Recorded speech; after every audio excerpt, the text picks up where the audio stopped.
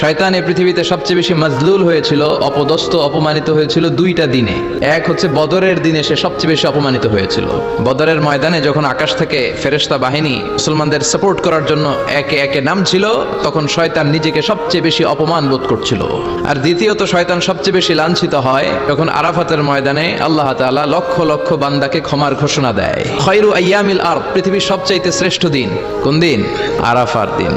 এই দিনে বান্দা কেঁদে কেঁদে আল্লাহর কাছে নিজের সবগুলো গুনাহ খাতার কথা ঘোষণা দেয় যে আল্লাহ আমি পাপী, আমার চেয়ে বড় পাপী নাই, এই পাপ ওই পাপ আমরা করেছি, একটার পর একটা পাপের ঘোষণা দেয়। আর আল্লাহ এত খুশি হতে থাকে, সব শেষে আরাফার দিনের সূর্য ডোবার আগেই আল্লাহ আরাফার ময়দানের হাজীদেরকে মাফ করার ঘোষণা দিয়ে দেয়। এই দুই দিন শয়তান নিজেকে সবচেয়ে বেশি অপমানিত ফিল করে। অনুরূপভাবে 365 দিনের প্রতিদিনই বান্দা যখন আল্লাহর কাছে ক্ষমা চায়, আল্লাহ তখন খুশি হয়ে যায় আর শয়তান নারাজ হয়ে যায়। আমাদের মিশন হচ্ছে আমরা আল্লাহরে খুশি করতে চাই।